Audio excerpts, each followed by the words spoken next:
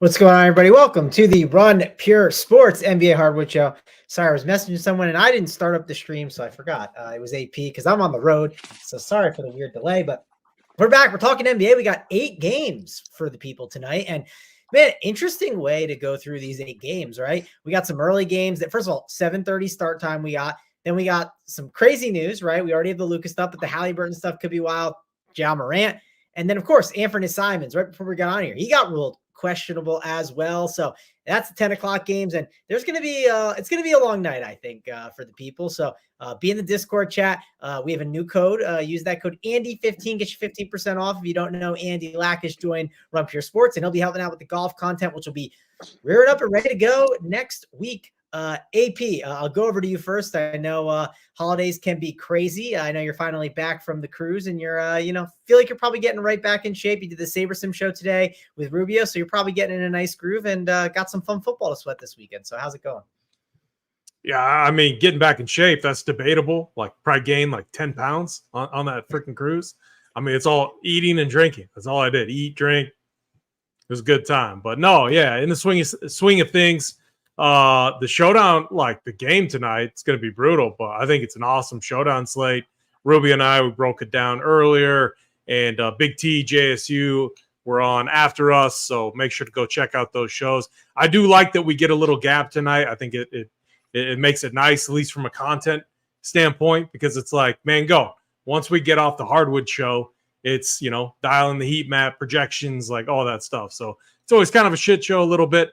But now we get the extra 30 minutes, which I like that. The slate sets up nice.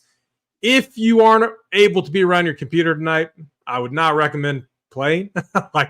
There's a lot of questionable situations and some news that could definitely hit late. I will say, AP, I did not MME today. I only got the one team because I know I'm going to be away from the computer, but I did enter the night slate, right? I MME'd the night slate a little bit. I know Bryce has been in those streets. I know you've been on some of the alternative slates. I actually saw, Bryce, you beat me on the I think it was which slate? The showdown Dolphins and Cowboys slate. You had Tolbert and I had Turpin. So yeah, I've seen you in the alternative streets taking down a bunch of them. You've been taking down a lot of the smaller slates. So who knows? Maybe we'll see in the night streets tonight. And of course, college football, right? We got college football coming up this weekend, which I know, Bryce, you don't play every single college football slate. You play a lot of them, but I'm sure you'll be playing this weekend. So are you pumped for these games? And Monday, I don't know if you know this, but I think we're going to have a nice little show for the people on Monday, talking that big set of bowl games on New Year's Day. Yeah, I think from what I've been told, you guys always have a big college football show for the semifinals and New Year's Day games. So definitely be playing that slate. I've been betting more than playing DFS for these bowl games just because, to be honest, playing college football bowls is worse than NBA. It's kind of like that Nets situation last night, but for like every game. Like, you can easily see these guys like play like a quarter or a half and then not play. I think we're 5-0 in our last 5 college football bowl bets here. We got Rutgers in this game, which I think they look decent. They're covering right now with the ball, so hopefully they can pull that one out. We got another two bets. We've been betting every game, obviously. Betting's been super profitable for them. As far as tonight's NBA slate goes, it's an absolute shit show. Definitely need to be by a computer if you're playing. If you're playing one lineup, you can get away with it on your phone. But if you have any, like, if you're MMEing at all, it's definitely a late swap type of deal. And then you got NFL. You had an absolute shit game, but I feel shit games are kind of the best showdowns I've had this year, in terms of ROI, at least for MME.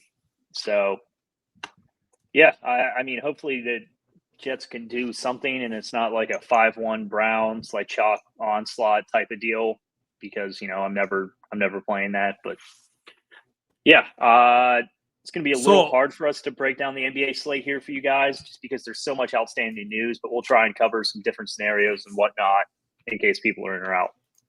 I got real quick, just because I remembered I got a one-track mind and short-term memory, and that's why, poker, all this DFS is good to me, because it's like if I got a bad beat yesterday, I can usually forget about it like a day later. But yesterday, what's your guys' thoughts? Like, how imagine being like it's winter break for kids.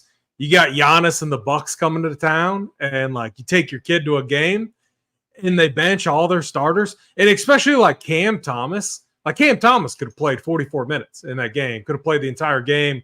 Him versus Giannis and Dame, and he would have balled out. But you got like the G League scrubs, like start. Oh, I thought that was tilting. I think it's at this point in the season, it's terrible for the NBA product. I don't know. Did you guys have any thoughts on that, or just out of sight, out of mind, stupid, move on and tackle tonight's slate?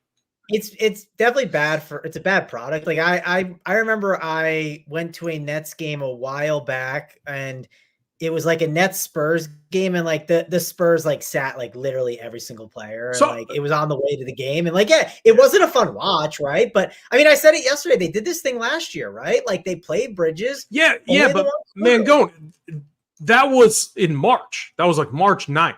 And the other thing too is if like from a mindset, you have the Wizards on like why not rest them? Or who did they play? It was the second end of a back-to-back, so never mind. But still, like, if anything, like rest them against a Wizards or a shitty team. So if anything, like from a coaching standpoint, it like shows you got no faith in your players, I mean, I don't know. It's just weird. AP, this is why I think I noticed. I looked at the schedule, and they're playing 6 games in 9 days with a back-to-back, which like it's not crazy, but it's definitely a more for a 9-game stretch. Six games is a lot, right? And maybe they're just trying to say, hey, it's the middle of the 6 games in the 9-day stretch. Maybe that's the reason why it was like the middle one. I mean, they're not winning a championship. I mean, they might not even get into the playoffs. Like it's the freaking Nets. Like I don't know. I hate that stuff. It's weird. I think what rubs people the wrong way is like, say you go into a game expecting to see like a good game, and then it just ends up being G League. Like, at least if like LeBron's sitting, like LeBron makes it known like hours in advance if he's sitting, because like he doesn't, and he's come out and said this, like he specifically doesn't want like LeBron fans to come out and buy tickets and not be able to see him play. So like just keeping like Bridges' Iron Man streak alive. Like I played no Bridges last night, but I had Cam Thomas. I figured Cam Thomas like would still play the whole game. It was a completely winnable game. Was the thing too. Like it was like a tied game after the first quarter. Like it's not like the Bucks were playing particularly good basketball either. I'm with you too. I thought it was like Cam Thomas is. I mean, dude just loves to hoop, and he could have played so many minutes. I posted the chart from the game on March 9th, and then I posted yesterday's chart too. The overlap is like so similar. So we got to remember that at least next time this happens, we know exactly what is going to happen and can make it a lot easier for DFS purposes. I just want to say that I said it on the show yesterday. I want to take my lap, and I didn't like those guys. Shout out to Mango. I was told like Royce O'Neal was my mistake. I was over on Royce O'Neal. I just thought, dude, he's been playing 18, 17 minutes a game anyway. Like, it's just so weird. Like, so weird. Yeah. I mean, it's just tough. And I mean, I ended up getting higher on, like I said on the show, I said DSJ, Sharp, Watford, like those guys. I'll say this. The other clowns, like, I thought it was tough to project them. Clowney, I did see a tweet, I think after the show, that like he was going to get some run, but I wasn't sitting there throwing Clowney in my lineups or anything like that. It was just too difficult, but I didn't have a great day yesterday. Could have been better. I did have a nice little but it didn't crazy that Jadeveon Sun's already in the league. No, I'm just kidding. I think I got someone on Discord on that one. That's pretty good. Yeah, the Sun stuff. The best one was Bryce. I think you tweeted about the Chad Pennington one. It was Pennington and McCown, right? You remember seeing that in the bowl games? Yeah, it was Chad Pennington's son against Josh McCown's son in the bowl game. Yeah. Kind of, we were on the wrong side there, but it was kind of fun to see these dudes' kids in the league. Like, speaking of which, like LeBron's probably going to play until his kid's in the league, play a season with Bronny and then retire. It would be like what I envision LeBron doing for the rest of his career. But I mean, yesterday was tough. I mean, for me, it was an early laptop close, kind of do what I can until 8:30 and then move on to the next day. You got to have a short memory in DFS. As AP said, it's super helpful, dwelling on your losses other than like going back and seeing like what you could have done differently. like if you did make like a process-based mistake. Yeah, I mean, whining about bad beats isn't going to get you anywhere. So exactly. I'm not whining about Henderson breaking his arm yesterday, first play of the game. I will say I was more so disappointed because I had nothing to do that night. And I was excited to just sit down and watch a football game. And I sat down and then I saw he was in an air cast and I was like, I'm just going to sleep early tonight. Well, football injuries suck, especially when you Yeah, get them early in the game and they can't do anything. Yeah, it sucks because I literally, I mean, on the East Coast here, like my family goes to sleep early and I was like sitting on the porch ready to sit and watch the game and enjoy. And then nope, I put some NBA on a little bit, but it got tough to, I shut the shop down a little early. It made sense, but let's move on. Let's talk about these games. 7:30 start time. So we got a little bit of a different window. So, you know, if you are in the Run Pure Sports Discord chat, you're able to post some gifts in the chat for an extra 30 minutes until 6:30. The core plays, if they're not up by 7 p.m., don't worry. It's a 7:30 lock time. So we have the Pistons and the Celtics first, which Jaylen Brown is out, right? That's pretty big news. I know the Pistons have had guys in and out of the lineup. I'm not super excited about Pistons tonight. If there's one thing I'll mention, I really think it's definitely not a bad spot for like either Derek White or Drew Holiday, but it's tough to predict. And I think with all the news on the slate, Boston completely goes overlooked. I think some of these guys, they could be on the winner, but I don't know if I'm getting there as much. AP, I'll go to you first. Is there any interest in the Boston Celtics or Detroit Pistons in a spot where probably their 28th loss is coming? So real quick, this was fun. Take what the Nets did yesterday, or even just take their full backups against this Pistons team. Who wins? Who are you taking, Mango? I mean, it would be Nets. Close. Like, I might be on there too. Do they get a quarter of Bridges and Thomas? Yeah, they would get a quarter. Same situation as yesterday. I'd take the Nets. I think I would too. I think the Nets would be dogs, and I would take the Nets money line. I think I would do. I don't think the Nets would be dogs if you're getting a quarter of these guys in, and then it's just scrubs. Yeah, I mean, so like on this game though, like I've been betting NBA a long time, and it'd be close. You rarely see a spread like this. Like it's the NBA. Like there's talent on. But look at yesterday's game, for example. You got G League scrubs. They kept it close all the way until the end. Like the final score kind of wasn't indicative of how the game went out. You know, they just piled on at the very end, play defense. So like to see 18-point spread, 17.5, whatever it is insane. And that no Jaylen Brown too. And there's no way I can back the Pistons here. They've been awful. They are a little bit better with Jalen Duren at 6'2". Like Jalen Duren, definitely one of their best players. I think I don't know about you guys, but I think he's in play tonight. I mean, at 6'2", there's a lot of good center spots. Obviously, Andre Drummond that we're going to talk about, which is going to leave a guy like Duren at 6'2" completely overlooked. So in tournaments, MMA play only likely for him, but he's a guy that they need him in there. He's good for his defense. Cade and like some of these guys, I think that you can like filter into your lineups on the Detroit side. Mainly like Cade, Duren. You don't want to like stack it up. It's like one-offs basically in the hopes that this game stays close enough, at least into the fourth quarter. And then Boston just will likely just, stop toying with their food and finish this Pistons team off. And that's kind of what you're banking on here. Outside of that, I don't have a ton of interest in a bunch of Pistons pieces, just in MME formats, Cade, maybe Ivy, one or the other, and Jalen Duren. That's about it. And then, no Jaylen Brown, but still, blowout is a concern here. I will say, like, anytime Brown's out, I have more interest in Jason Tatum. This is an easy matchup, too, for the Celtics. So, again, I could see – I don't want to stack up the Celtics. It would be picking one-offs from there because we're trying to obviously hit that guy that hits their ceiling. And so Tatum, I think he's going to make the player pool as like an elite one-off. Porzingis, you could make the case again. Minutes, the main risk here. And then Derek White has been pretty good. Sam Hauser will be a guy that people will look at. And then, Peyton Pritchard for value are all pieces that you can consider. But for me, it's like one-offs. Like I could see myself setting a rule like one max from each side of this game. But, being fine with getting some of these pieces into my lineup. Yeah, I'm with you. I think just kind of grabbing maybe one piece. I thought Derek White has a nice ceiling at 7-1, and that was really it. But I'll admit, I'm only playing one team tonight because I'm going out, and I don't know. I think I'm going to probably backload a little bit more just because I'm going to be out, and it's just going to be a little tougher for me. And there could be news that hits that's super big, right? So I don't need a piece of these guys. Bryce, in MME formats, I think you want to limit yourself on this game, but what's your overall thoughts on how to handle the Celtics and Pistons?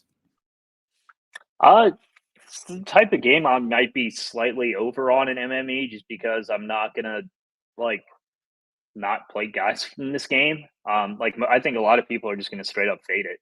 Like if I was playing one team, I wouldn't play anyone from this game. But when you have 150, it lets you do stuff like that. I'd probably set a rule of 2 max from each team here. Don't really see more than that getting there. And then the Pistons will naturally be limited just because they have such shitty projections. I think Cunningham, Durant, Ivy are the playable ones on the Pistons side. Thompson has a super cheap price on FanDuel if he does end up playing here. He can always get there in a big stock game, even if his team gets demolished. As far as Boston goes, I mean, theoretically, it's a good spot for Tatum. No Jaylen Brown, huge super high team total. But, he probably plays at most 28 minutes here. If the game somehow stays close, he might be the one that breaks the slate. So, I'm definitely going to have Tatum in my player pool. Derek White, Porzingis. Drew, I just really haven't seen the ceiling from this year. I think he's probably the Celtic I'm least interested in. And then I think Sam Hauser's in kind of a unique spot here where I'm kind of expecting him to play a decent amount, whether it blows out or not. So I like him a bit. But, yeah, not super high on this game. Will likely be higher than the market, but not something I'm actively looking to target heavily. All right, let's keep this thing moving along. I'm sure we'll talk about some of these other games more. This one we'll definitely be discussing Indiana Pacers and the Chicago Bulls. And Andre Drummond, I mean, what a game he had. Not saying Andre Drummond is actually good at basketball, but he soaks up so much usage. And he's in an amazing spot against the Pacers, right? The matchup is really good against Indiana. It's hard to ignore Andre Drummond even at 7.5K in this spot, but I think you can make the argument, hey, 7.5 is still an expensive tag. I'm definitely going to be considering Andre Drummond. There's other value plays that we're going to talk about here on the Portland side at centers too, but you can obviously play both, right? So Andre Drummond in the conversation. We love targeting the Indiana Pacers. So how do you not like DeMar DeRozan at 8.3, Kobe White at 8.1? They're definitely in play, but I do think because they're pricey, you can consider kind of not avoiding them, but just you don't need them, right? They're not must-haves on this slate. There's a lot of other good plays at their positions that you can go to. You got Patrick Williams. I know he is still pretty cheap at 5.9K. In this role, I think some people would say, hey, that's still a pretty good spot for him, even though he struggled the other day. I don't love Patrick Williams, but I think some people will have some interest in him in this spot. And I think there is a flop lag spot for him possibly. Indiana, Halliburton news is huge, right? He is questionable. If he happens to miss, I mean, you have to have some interest in someone like Nembhard, TJ McConnell at 4.4K, Buddy Hield, 6.2. All these options would come into play. AP, how are you handling this Halliburton news? And what are you doing with the price tags on Drummond, White, and DeMar DeRozan? Yeah, those midday. What was it? A midday downgrade with Halliburton? I think it was. But he's played through a lot of his injuries, so I think it's more 50-50. I don't think it's I don't think we just. I know a lot of the times we think these guys play, but Halliburton has played more in these scenarios. I'll at least say that. Yeah, and just looking, I don't think they play tomorrow, so it's just, again, it's like wait and see. We have plenty of time. There's only one game before this game starts. And that's why, again, if Halliburton got ruled out, you'd want to prioritize the starters there, which would likely be TJ McConnell. He'd become a very elite play. Mathurin obviously would become a very good play. It's kind of just a wait and see spot that you or wait and see approach that you have to take here. Outside of that, the Pacers, they do run a pretty wide rotation. It's tightened up a little bit, but can we really, trust Rick Carlisle? He's also matchup based as well. So with Andre Drummond, if he's cooking down below, which centers usually do cook against this Pacers team. You could see some weird kind of adjustments there on the Pacers side. So definitely going to be kind of a tricky situation to figure out DFS-wise. Obviously becomes much clearer on what to do in the backcourt if Halliburton sits, but I think he plays here, and Halliburton's always going to be a guy in MME formats you should consider. He always falls under-owned because the price tag is just so high. Makes it very difficult to get up to him, and he's a guy that has, a lot of upside. Just look what he's done the last two slates. 61 piece against Orlando. I mean, that's a team. Orlando, they play defense, good defense, especially against opposing backcourts. They play really slow. Saw that game yesterday, and Halliburton put up a big number against them. So he's, always going to be in play despite what the matchup is. And then on the other side, Andre Drummond, I'm going right back. I locked him last time. I don't know if at 7.5 in playing multi-entry, I don't think you lock him at this price point. I'm really curious to see what Bryce has to say on this. I want to be overweight. I definitely want to be overweight on him. And I could just end up locking him, but still, I think it's more of like if I could get 70%. Right now, I'm at 70% Drummond because he's one of my favorite plays on the slate in this matchup. He looked incredible against Atlanta, which is another very elite spot for opposing bigs. Pacers, another elite spot for opposing bigs. Drummond looked good, and he's motivated right now. I see no reason why he couldn't put up like another 20-20.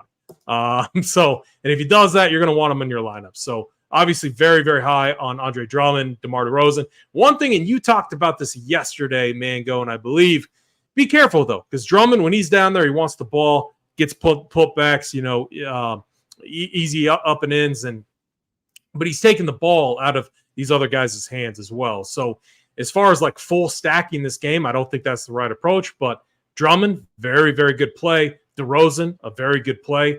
I played Io last slate and Alex Caruso, and it wasn't hard to get overweight on those guys. They were the forgotten guys, and they treated me pretty well. Io ended up playing 35 minutes. He was like, I think, 2%, 3% owned, and he absolutely smashed. Now, this is a guy that can be extremely tilting, so be careful with him. You typically don't need a lot of him to get overweight if he is coming off the bench, which he likely should. So he's a guy I think is really, really interesting in this matchup.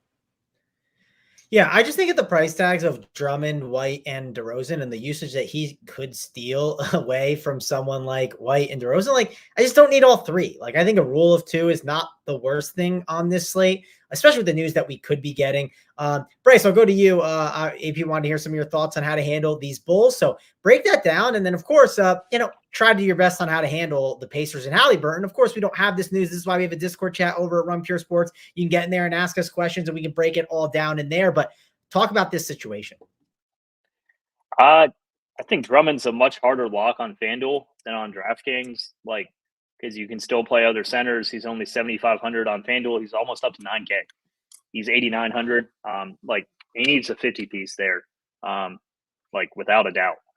It's much easier for a guy like Drummond to get 40 than it is 50. I mean, if you look at his range of outcomes, I mean, even if he gets you, 20-20, he's not guaranteed optimal on FanDuel, which is kind of crazy to me. So I'm definitely not going to be locking him there.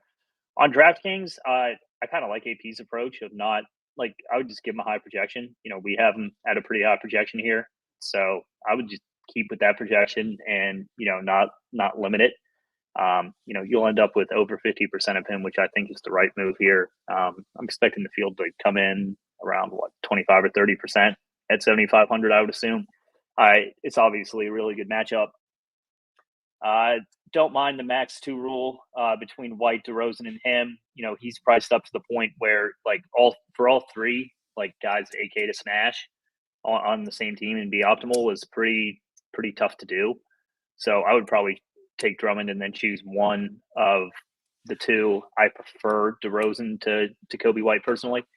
I really like Andrew Nembhard here. I like Nembhard every game. I think the field is generally too low on him. And obviously, if Halliburton doesn't sit, they won't, or if he sits, they will, he'll be insanely owned. But, if Halliburton plays, I still like Nembhard at 5.5.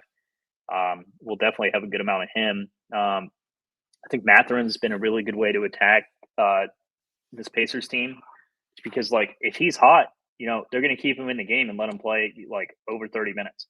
If he's not hot, he's going to get you a shitty score. He's like the epitome of a super high variance player, which is the type of player we're looking for here. And, if he gets his minutes, if Halliburton's in, it'll likely be at the expense of Nembhard.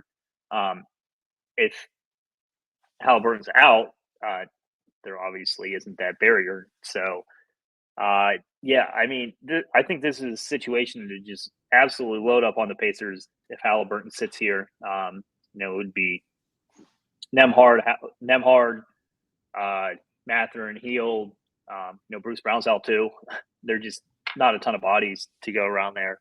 I never played tons of TJ McConnell, but he's actually a really good fantasy player when he gets the minutes. I just think the Pacers are pretty committed to going younger this year when they can. So, yeah. And then if Jalen Smith starts again, I think Jalen Smith is a pretty solid play at 4,900. I was all over him at 4,100 the other night. Obviously, it's not a 4K player now. He's a 5K player. But he's a really good fantasy point per minute guy. I think 23 was about his minutes floor last game, and he got 30. So, that just goes to show you that he can get there in limited minutes, even if he does play limited minutes. He didn't close the game last game. So that's something to keep an eye on. But, yeah, really good fantasy game to target overall. Two of the thinner teams. And this is why you're going to need your computers later, because, we have a couple situations like this tonight. Yep, for sure. Let's go over to the next game. It's the Utah Jazz and the New Orleans Pelicans. And I mean, this game, it's anytime Utah's on the slate, right? I think just you have to consider the guys playing against them, right? There's a couple teams that are like that. Indiana's one of them. We know Washington. You have to consider teams playing against the Jazz right now. And I'm not excited about really any Jazz options. I don't think that at their prices, they're really that intriguing. And you just can't predict what the coach is going to do.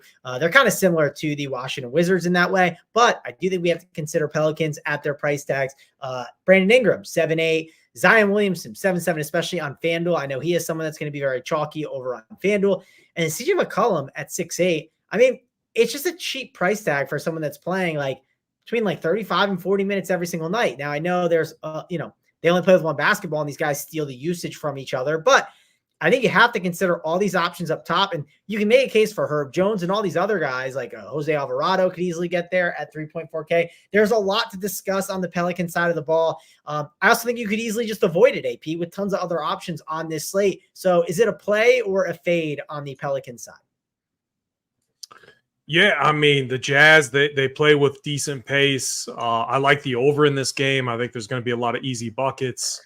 Obviously, that's one reason why a lot of people are high, likely on Zion Williamson. Also, the price tag, too. Like, across the board, top to bottom, I feel like DK pricing has been pretty random, it seems, all year. I mean, these guys just feel a little bit too cheap relative to what we're used to seeing them at. Seems like Zion's usually mid-8s. If not like 9. Same with Brandon Ingram. These guys are almost, I mean, and it is good. It's good that they're doing this because the Pelicans are now healthy and, they were overpricing these guys, when obviously there was rest situations or injuries, but the Pelicans healthy team now. So I think this is a spot where you don't want to fade, but you want to be careful with your rules. Ingram, 7-8, solid play, definitely like a core building block. I put him in there in that, he's right there around DeMar DeRozan, who's going to grade out very, very well, obviously, in the game we just talked about. And then Zion Williamson, power forwards have done a very nice or performed very nicely against this Jazz team, especially when Walker Kessler, isn't out there. And I believe Kelly Olynyk is going to start again, but they got this weird rotation going on the Jazz side with their front court and back court and their rotation just in general. So the Jazz side definitely not playable, in my opinion. They're playing a lot of dudes. I mean, Sexton could start, but Jordan Clarkson's going to play big minutes. Chris Dunn. There's so many things that the Jazz are doing. And I'll say it like this, where we have tons of options, tons of really strong plays in a matchup against the Pelicans, a pretty good defensive team. I see no reason why I need to go to the Jazz side. But a lot of interest, Zion, Ingram, those two. And then Trey Murphy off the bench just because the dude's been incredible, great three-point shooter, 34, 35 minutes last two games. He'll have plenty of opportunity in this one too. 5'7". I think that price tag and him coming off the bench, he'll definitely go overlooked. An MME play only for me tonight. All right, Bryce, how about you?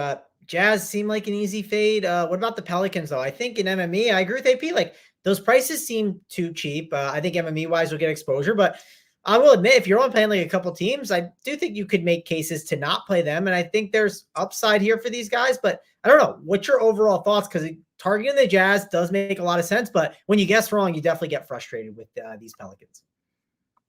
I like the Pelicans' big three here and I would rank them price included here. I would rank them Ingram, McCollum, and then Zion.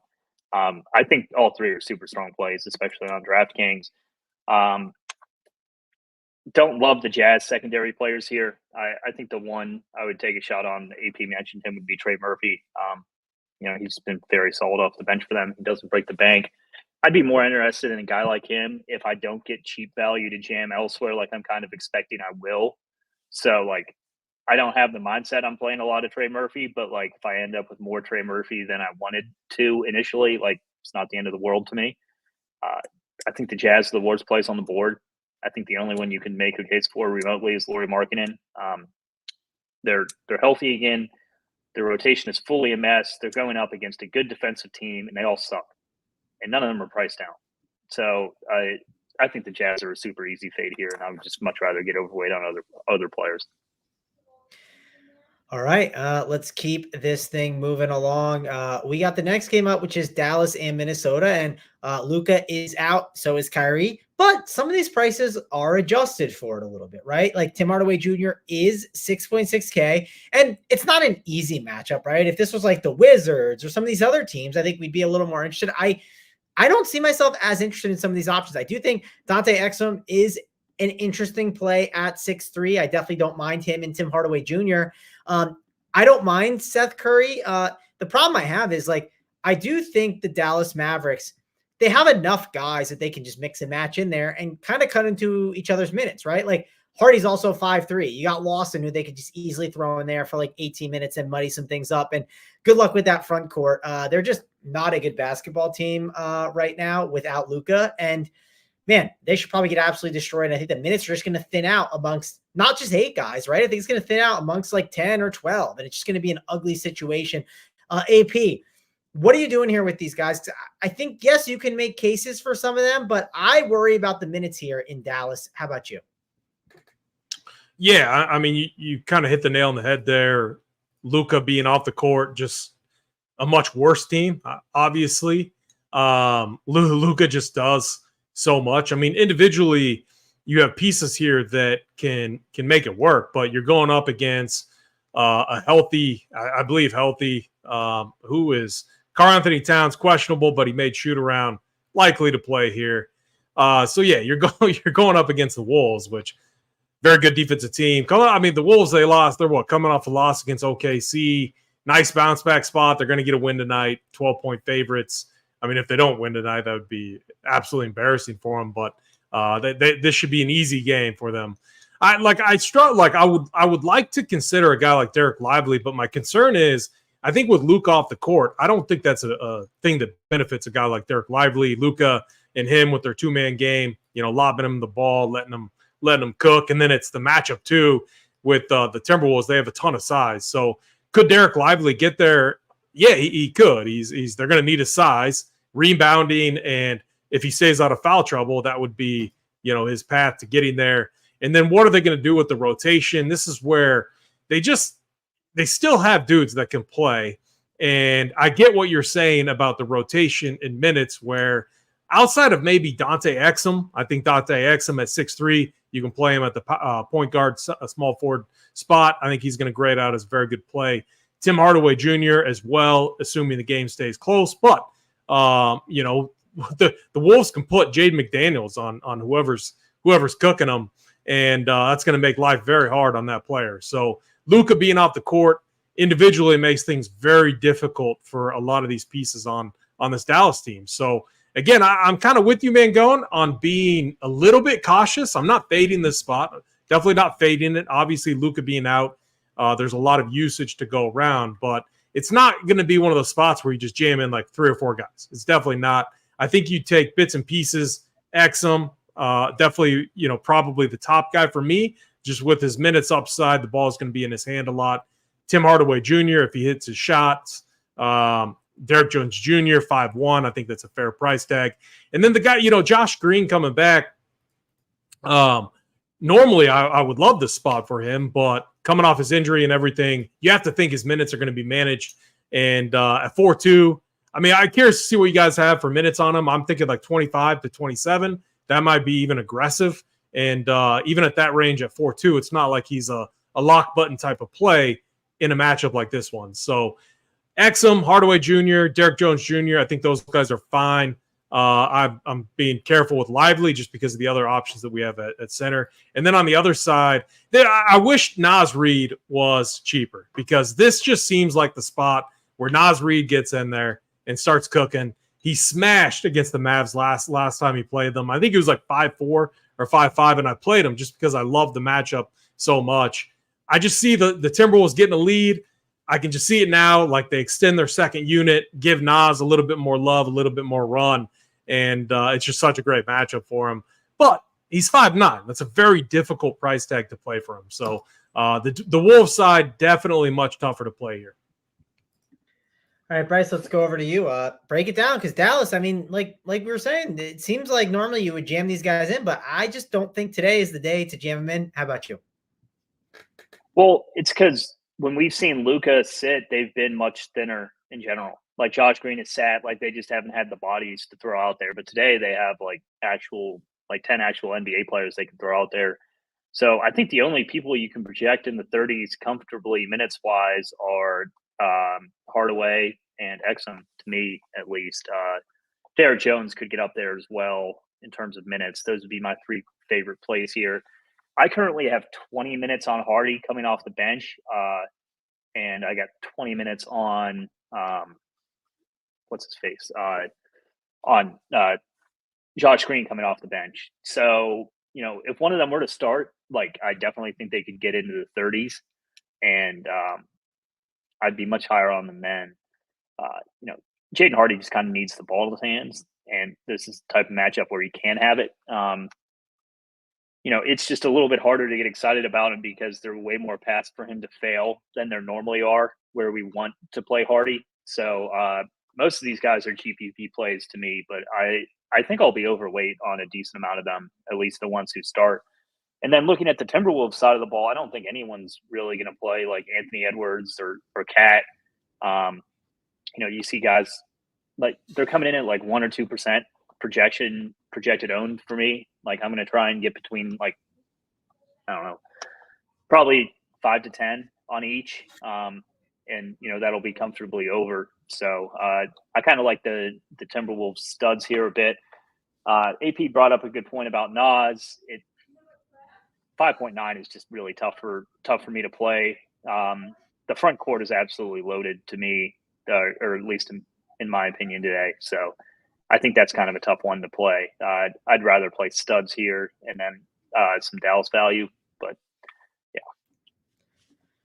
All right, we got 4 more games to discuss. And listen, the likes, 63 likes and 400 people watching. That's hurtful. Listen, I'm down to get out of here quick and early today. I'm having dinner tonight. I'm gonna get a nice little steak. I'm good to get out quick and not give out those plays. So you better start hitting that like so we can give out those plays of the day for the people.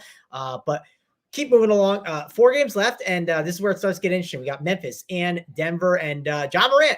He is dealing. He's got a questionable tag. I believe he is dealing with the non-COVID illness. So we'll see what happens with him. A lot of people are ill right now, and as AP said, his buddy that works for Memphis said there's a little bit of a bug going around in the locker room. So AP, Memphis is clearly a situation that we got to consider a little bit, right? Desmond Bane at 8-1, Jaren Jackson at 7-7. If there's no John Morant, that could be helpful. Marcus Smart, I know he was on some type of minutes limit the last game. Well, he played 29 minutes. I mean, at 5'4", Marcus Smart would be intriguing. So there's a lot to like here, I think, if Ja Morant is out. Break this one down, though, AP, because I think between Memphis and Denver, there's definitely some plays here that we have to like.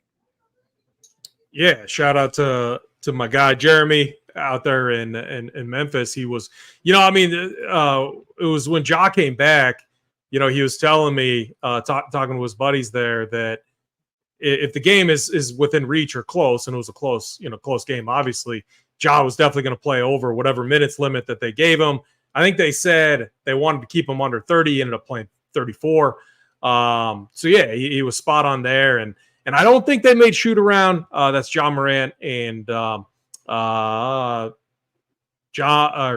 Santi Aldama is the other one too. So I think he thinks they sit. I kind of think they sit too, especially if there's an illness. It's in Denver too. Like, this is the spot where it's like, it's a tough place to play in altitude and you're sick. I mean, seems like an ideal spot, just rest. And that's why I like the Nuggets side in this one. I think they smash. I think they show up big for obviously Aaron Gordon, who is out. And so here's the interesting thing. Jokic is 11-3. That price tag is getting insanely low. I mean, Jokic earlier this season was what, like 12-5, 12-7 against the Kings about a month ago. We're getting a nice discount on Nikola Jokic, and like the box score lurkers, you're gonna pull it up and you're gonna see a 55 piece against the Warriors. That was on Christmas. Jokic doesn't care about performing on Christmas. He doesn't care about the kids. He doesn't want to put on the show. He doesn't care about that stuff. He just wants to ball out and get it done. And but these are the spots I think he could absolutely smash. He's going to have to do a little bit more rebounding without Aaron Gordon in there, who's just been an absolute beast. I think Justin Holiday shifts to the starting lineup. That's definitely one option that they could go with. Just anytime Holiday's out there, I mean, this dude, you need him to get some steals, some blocks, and hit his threes. And if he doesn't, you're going to be tilted. Let me just tell you that. So do you fade him? No, I don't think you fade him. I think he's probably like a cash game lock if he starts, just because he's 3.2K. It allows you to do so much with your lineups. But when we're talking about multi-entry formats, those values that we just lock in 100%. Andre Drummond, the last slate he was on when he was 4.whatever K, not the same situation, at least for me. I'm going to be in line or maybe slightly under relative to the field, depending on where he ends up being. He's a guy that has historically tilted me. He doesn't do too much. And you could see, like, the Nuggets have so many different guys that could come in. Strother, Christian Brown, like these other guys could come in and get it done. Peyton Watson as well. So I just think that there's a lot of risk with him.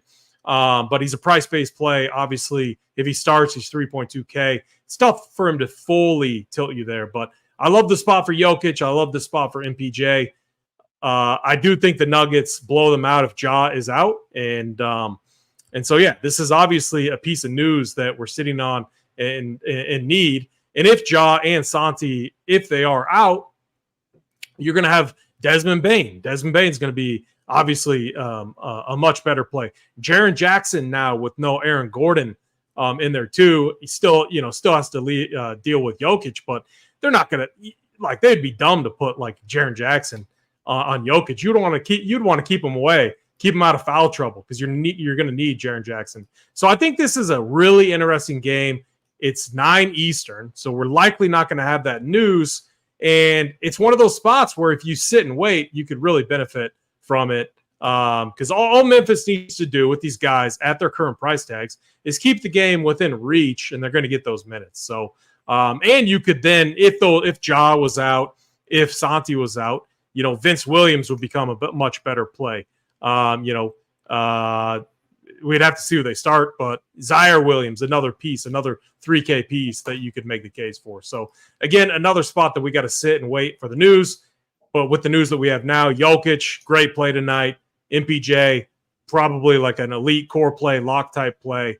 And Justin Holiday, a tilting value type piece that you can consider. Yeah, MPJ just felt underpriced, and like forward, I felt like there's a lot of different ways you can go at guard. Forward, yeah, I think there's ways you can go, but I think a lot of people are gravitating towards MPJ. I think he will have ownership, and I do really like Jamal Murray in this spot. I still think he's underpriced at 7-7 for this matchup. Let me go over to you, Bryce. Break this one down, though. Obviously, we're waiting on the John Morant news, but overall, this is a game I think we got some plays in. Yeah, I think Jokic is probably the best spend on the slate. His price is like affordable now. Like it used to be impossible to get him in, and like now you can actually like make a decent team and do it. I really love Jokic in the spot. Maga Porter Jr. 6.1K is too cheap for him. I mean, he was like high sevens a week ago. Now 6.1K, he can easily get there against this Memphis team. Jamal Murray, I don't mind. I would not play all three together, but I think those are some of the stronger plays here. If you want to move over to the Memphis side of the ball, I mean, it's all dependent on John Morant. Like, say Morant's out and Smart's not on a minutes limit. Like, I think this is probably a spot where you jam a ton of Smart. I like Desmond Bane here at 8-1. Jaren Jackson under 8K always interests me. Pretty good fantasy game overall to target in terms of upside and, what you're getting for your prices. So, yeah, once again, I kind of like the studs here more than like the value. So, yeah, I'd stick to the main three on each team and kind of go from there. Like if Santi sits, a guy like Xavier Tillman becomes like more enticing to me just because they're going to need someone to eat more big center minutes against Jokic, simply because I think they're smart enough not to put Jaren Jackson out there against him. But trusting NBA coaches is a little hard. So, yeah, but that's just kind of how I see the game playing out. All right, next game up. We got 3 games left. We got the Spurs and the Portland Trailblazers. A nice little night slate tonight. So I'm excited about this one. 2 teams that do not play a lot of defense, and there should be a lot of points put up. If you want an interesting spend that people might not play, Wembanyama could obviously absolutely crush in this spot. Anthony Simons is questionable. We already have Sharp and Ayton out, which, hey, that's going to open up some opportunity here, right? For Malcolm Brogdon, Jeremy Grant as studs that could get the job done. You could see Scoot Henderson slide into a really nice role. Who's been playing better. And we love to target the Spurs with guards. You got Jabari Walker at 4-2. We know he's a really good fantasy producer. And then, of course, Moses Brown and Duop Reith, they'll be, I think, splitting the center time. And whoever just kind of gets rolling, I think will end up being the guy. We'll have to see how that shakes out. It's likely Duop Reith if we had to pick. I was surprised about the Moses Brown start the other day, but he still is a really good elite fantasy producer. I think both of them are. So I think it's tough to pick wrong. You just want the guy that plays the most minutes. That's the key there. AP, I'll go over to you. Spurs and Blazers. How are you handling this Anthony Simons news and the Spurs options as runbacks? Yeah, I mean, this is one of the tilting things with the NBA. And look, Pop started all of this, like the resting days and all of that whole trend and everything. I mean, and we're not even halfway done with the season, and we're already like managing Wemby's minutes. It's just, I don't know. It's so dumb. These guys are getting paid so much money, and I don't get it at all. It makes no sense to me. I don't think it makes him like a better player either. So, and this is such a great, like you said, if he was getting full minutes here, I mean, he might be in play on the late slate too. Like I don't think you can play him on the main slate, but on the late slate you definitely can. But I mean, limited to 25, 27 minutes, just not enough. Obviously, the matchup is a very strong one against the Blazers. So yeah, definitely a tough spot. But yeah, against the Spurs too, they play with a lot of pace. They don't play good defense at all. And with the Simon news, I mean, again, this is another reason why. If you aren't able to prioritize some of this late news, you probably should just, unregister and take the night off, because if Simon sits, that's again, now you have Shaedon Sharp, who's already out, and then Anthony Simons, another guy that plays like 40 minutes a game at times, and he's going to be out. That's a ton of minutes to go around in a very, very elite matchup against the Spurs. Brogdon would become a very strong play, elite play. Scoot Henderson, I think this is a spot where Scoot Henderson should definitely be considered. He's looked better in easy matchups. This is an easy matchup. 43. I mean, they let him just roll against Utah. He didn't shoot the ball well, but his usage was insane. 43 DK points, played 35 minutes. He looked good against the Kings last game out too. This is the perfect spot against the Spurs. Let Scoot Henderson cook, get him out there. Even if Simons plays, I think Henderson is a fine tournament option. Duop Reith, elite play, elite center play. Again, center is interesting. I'm looking at this, and this is why I'm not locking Drummond. If you lock in Drummond, it becomes very difficult because Jokic, definitely one of the top spends on the slate. You can only play two centers on DraftKings. And Duop Reith, Moses Brown, both center options, both going to be very, very good plays tonight. Duop Reith, my preferred guy. The dude can just chuck threes, and that's the type of guy I want against the Spurs team. I'm going to be very high on him. But what I want to do is mix and match some of these. Drummond with one of these value guys. Jokic with one of these value guys. I looked at it, and if you play Drummond and Jokic, you can get it done. But again, you're kind of relying on that fringe Justin Holiday type of value at the small forward spot to be able to do it. So I think I like my line was better with a Drummond and Duop Reith or Jokic and Duop Reith as like a starting point if you're going that double center route for value. So this is going to be obviously a great source to target, a great spot to target. We need the Simons news. If he's out, you're going to want to play a bunch of these Blazers guys. The Spurs guys, no, screw the Spurs, man. I'm over this team. It's absolutely like a joke, I think, what Pop's doing. So I'm definitely have no interest on the Spurs side, or less interest on the Spurs side, I should say. All right, Bryce, talk about this Portland team. Obviously, a good spot for these options. Anthony Simon news is important. And if he's in, I don't know. I think he's a really good play on his own in a good matchup. So talk about this Portland side. I'm sure you're interested in a lot of them. Well, he was going to be my play of the day, actually, until he got the midday downgrade. I think if he does play, he's still a good play.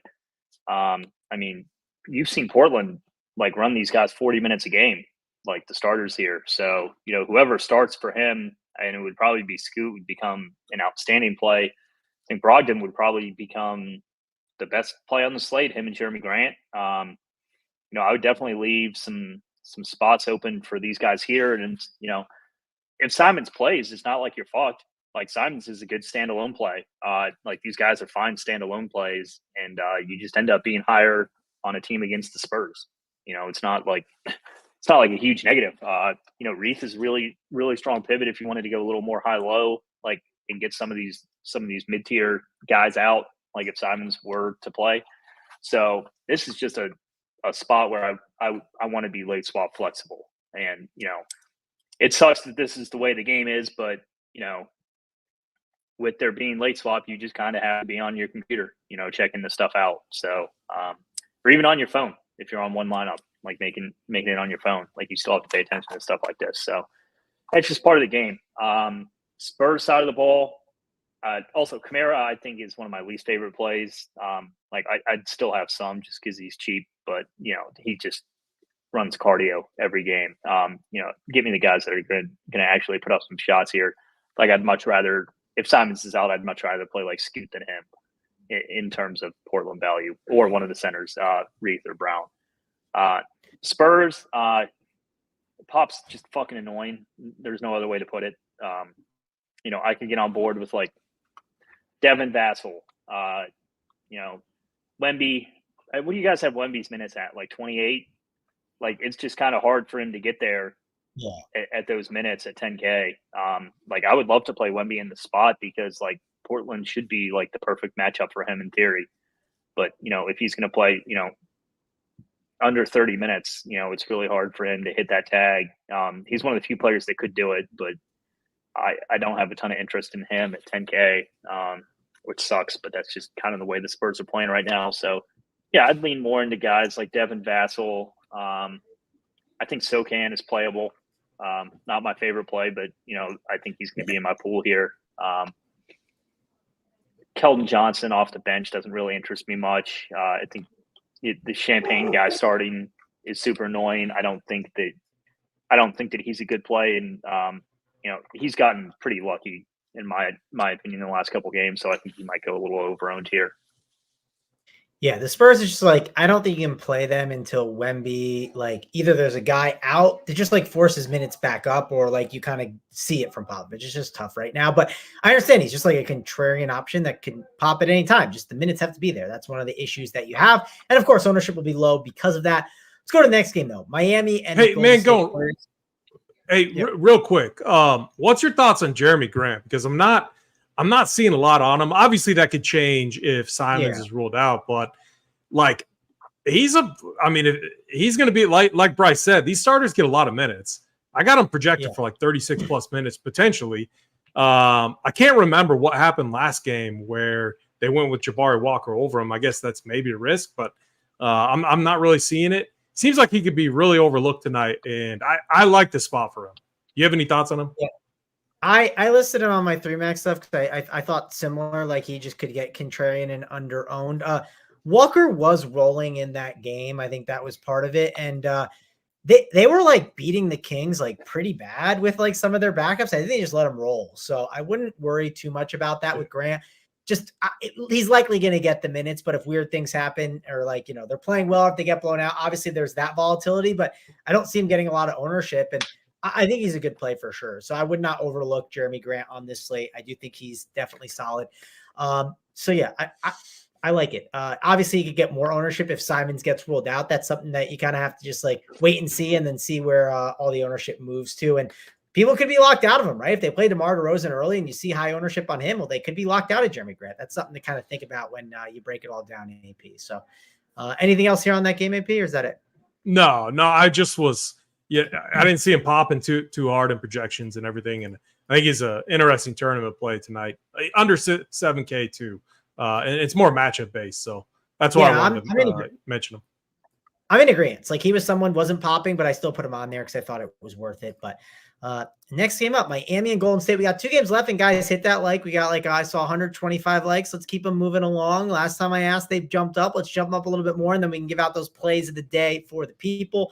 But Miami Golden State. Let's talk about that game. Obviously, they're missing a ton of guys in Miami. I mean, no Butler, no Martin, Lowry. Richardson is questionable. I mean, and man, Mr. Jaime Quez Jr., the dude absolutely had a massive game the other day. I think he'd be in for a good game here. Tyler Hero at 8-4. I know me and AP have liked him a lot. I think he's in for a good game. And Bam Adebayo, we know what his upside can be. Good plays all around here, I think, on the Miami side of the ball that are getting overlooked, in my opinion. And then on the Golden State side, man, Curry is 8-9. I'm not saying we have to play him. I'm just saying he's 8-9, right? It's just interesting to see his price go down, and how far will it dip? That'll be interesting. You got Chris Paul. He's down to 5-7, which seems like a tempting tag. You got Podziemski, who's been absolutely crushing it with his usage. AP, break this one down, though, because, yeah, I think a lot of people are going to gravitate towards the Portland guys, but I think these Miami guys, I don't think they should be overlooked on this slate, and I think they're getting a bit overlooked in the night games. Yeah, I mean... this spot, it is interesting that they're going overlooked, and a lot of it I think has to do with price. Tyler Hero, we're just not like used to him in this role, and I don't think people are comfortable with the price tag yet. But the guys, he checks every box. So like if you just cross his name out, don't look at it, and you just look at what he's doing, the minutes, the peripherals, the usage, everything. He's very deserving of his current price tag. And so I think he's going to make for a really strong tournament play against a Warriors team that's just like, they're in shambles. Like, yeah, they played, they battled against the Nuggets on Christmas Day. And they had that home stint, look decent there. I was actually on them against the Celtics. But I don't really like their current rotation. And I don't think it can hold. This Miami team, if it wasn't a spot where they're traveling across the country and on the road type of game, I was so tempted to take their side in money line here. But I think it is a tough spot. It's tough to win at Golden State. It's why I like Golden State against the Celtics. And Curry obviously went nuts in that game. So I think this is kind of a sneaky spot. I want to get aggressive with Tyler Hero's projection. I think he's a great play tonight. And I think Jaime Jaquez is 6'3". He's going to have a big role here. I'm torn on what to do with the bigs with Bam, 8.8K. I like centers against this Warriors team. This slate is loaded with centers. We already talked about a few foundational building blocks in Drummond, Jokic, Duop-Reath. And now, honestly, like Bam, Adebayo should be one of those. Centers have absolutely cooked against this Warriors team. And this is why I think it's a great MME slate. It's why I don't want to lock in Drummond. It's why I think like 65, 70% maybe at the most Drummond exposure, so that you can mix in the Jokic, so you can mix in plays like Bam. So that's how I'm going to tackle it. And then, I think if you think this game stays close, you're going to see some of these players get there, especially Tyler Hero. So I love Tyler Hero in tournaments. I'm curious to see what you guys have to say on the Warriors side. They're running it seems like an 11-man rotation. I mean, extremely wide rotation here. Kind of a disaster. Chris Paul, as we all said, just like a disaster. Like, he just doesn't fit on this team. Like, there's just it doesn't work at all, in my opinion. And so the Warriors much tougher to play outside of Steph Curry, basically, and Pods. I think Pods, he's been excellent in his role. So it's really on the Dub side. Pods, Curry, guys that I'm looking at. Like Wiggins, 4.9K is kind of insane. I mean, maybe this is a spot where he's had a few games where he's randomly gone off, and I think at least one of them he came off the bench. So maybe don't like fully discount a guy like Andrew Wiggins, and mainly it's due to his price, like at 4.9. I think he gives you more than what his risk is, as long as you're managing it in multi-entry formats. And what I mean is just like you're not locking him in.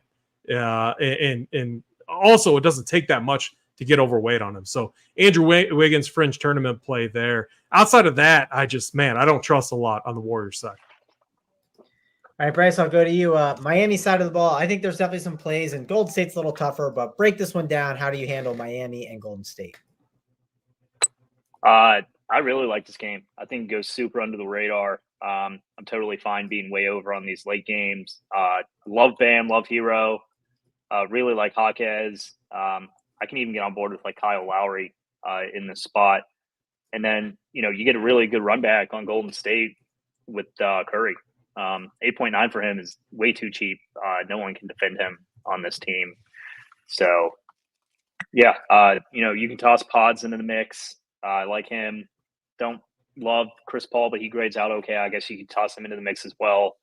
I just think I'm going to be over on these 10 p.m. games in general, and kind of late swap on. Like, I'll have more of this game if Simons plays. I'll have less of it if he doesn't play, just because it's going to jam. Like, I'm going to jam Portland, but I think it's good to leave some exposure open, whether it's like in single entry or your 3-max stuff, 20, 150 teams, whatever it may be. I think you want some exposure to late games here.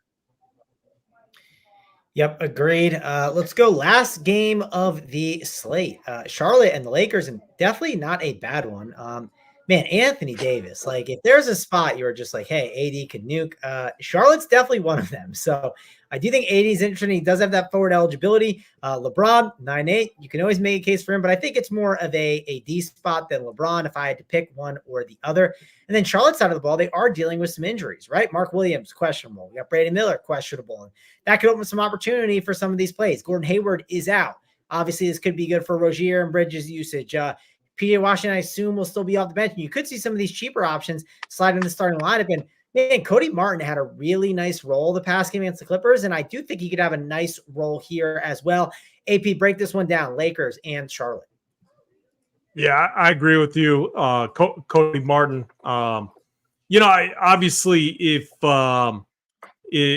Brandon Miller is out, Cody Martin becomes a really strong play, and you got to think that he sees big minutes here. He can do just so much, and and like this is what I like talking about. Like I would rather play 3-8, a 3-8 Cody Martin over Justin Holiday for 3.2.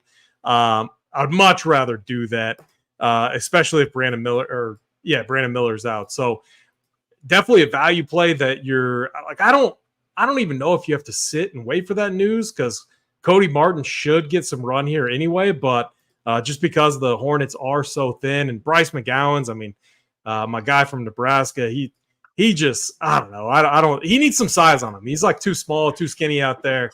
It's like Snyder trying to, like, back some of these guys down. It doesn't work. You need to eat a few cheeseburgers, get some size on you. And I definitely can't play like a McGowan's in this spot. But man, it just seems like the Lakers' easy path to victory here, you would think, at least. Absolute smash spot for Anthony Davis. The best thing about Anthony Davis is his position eligibility, power forward, center. Don't use him at the power forward spot. Save the center, or don't use him at the center spot. Use him at the power forward spot. Save that center spot for the Duop Reed, Drummond, Jokic, Bam Adebayo, some of those other elite center plays that we talked about. And I'm with you. LeBron, I mean, if the game stays close, he could definitely go off, but I preferred AD over him. Not entirely sure if I want to mess around with some of their secondary pieces. It does seem like a game. So, like, Jared Vanderbilt's a guy that I keep in my player pool. If you're looking at his box scores, he doesn't do a lot. But you need, in the right script, in the right game environment, which I'm not entirely sure if this is one of them, but he can rack up peripheral stats pretty quickly. I'm talking mainly defensive stats, steals, blocks, and everything. And so I'm not saying get overweight on him or anything like that. I'm saying keep him in your pool, 5-7% of Jared Vanderbilt. I think is plenty. Just giving you that a little bit of upside there in case he does go off in an easy matchup here against the Hornets. So I'm not entirely sure how much of this game I'm going to have, but I'm going to bump AD up. I'm going to see where he lands. I'm sure I will be at least in line with the field, if not slightly over, mainly due to that positional eligibility that he gives you. But yeah, outside of that, I mean, Cody Martin, great play. I hate the Hornets. I don't know if I trust Terry Rozier in this spot, especially with the adjustment that the Lakers made with D'Lo on the bench. Much better defensively now. So I'll probably be off of Scary Terry. All right, Bryce, I'll go to you. Break this one down. Charlotte Hornets and Lakers got to have some interest, I think, here. Yeah, definitely. I think Anthony Davis is too cheap. As AP said, it's an absolute smash spot for him. Like LeBron as well, at decreased price tags. You take D'Lo out of the starting lineup, it just puts the ball in their hands even more. I don't love the Lakers secondary pieces here. Likely pass outside of showdown for them. Just seem too expensive with everyone healthy. Charlotte, I think, is in a pretty good spot here in terms of value, at least. I think Rozier and Bridges are too cheap. And we mentioned Cody Martin. I mean, Bryce McGowan's plays like 6 minutes. He starts. He'll play like 6 minutes and then sit the rest of the half. And then play 6 minutes again and sit the rest of the second half. And end up playing like 12 to 16 minutes as a starter just because he can't play any defense. It's just the way that Charlotte's been doing it. So I like Cody Martin a good amount here off the bench. I don't hate Brandon Miller if he was to play and not be on a minutes limit. We've talked about keeping some spots open for later. And, these aren't guys I'm going to be massively overweight on, but they're definitely in my pool. So, yeah, it remains to be determined how much I end up on him. Like, if Simon sits, like, all my ownership is going to go to Portland here just because it's such an elite spot against Spurs. All right, that'll wrap it up for the 8 games. But we got to give out the plays of the day for the people. So, you didn't do bad on the likes. If anyone hasn't hit the like yet, please hit it. We appreciate it. Also, subscribe to the channel. That gets you notifications when we go live with all of our shows over here. And of course, we have a jam-packed NFL weekend. We got college football shows. So be sure to, subscribe to the channel, be able to check out when all of that's going on. But AP, I will go over to you first. Who do you got? Who is your play of the day? Man, that's a good question with all this news. That's like the tough part with the play of the day on some of these slates where you're still waiting on so much news. I want to play a guy that I've been dogging on him for forever. I just think it's the perfect matchup. You could even run very pure. If Simons is out also, I think it would just make him that much better of a tournament play. I do think it's a tournament play, but I got to go. I'm going to go Scoot Henderson 5K. Again, not like one of those like plays of the days that you like lock in all your lineups or anything like that. Tournament play only right now. I think I would elevate that tag on him if Simons was out, but Scoot Henderson 5K. Love this matchup. I think if he's cooking, I think they let him. I think it's one of those spots where they extend his minutes, and hopefully he goes overlooked. All right, I'll give you one that I like. But Bryce, actually, you go first. I don't want to take yours. I feel good about mine that no one has mine. But Bryce, who do you got? Who is your play of the day? Well, it was going to be Simons. AP's play is basically Simons if he sits. So I'm going to go Andre Drummond. I think people will be really taken aback by playing a 7.5K Andre Drummond when it's an absolutely elite matchup against Indiana. And, I think he drops over 40 here. All right, I'm going to go with a guard in the later games. Not the latest games, though. I'm going with Jamal Murray. He was my play on Christmas. I still think it's a great spot for him. Still think he can get the job done. So give me Jamal Murray as the play of the day. But that's going to wrap it up for us on the show. Thanks a lot for joining us. So for me, Mangone, AP, and Bryce, we'll see you guys later.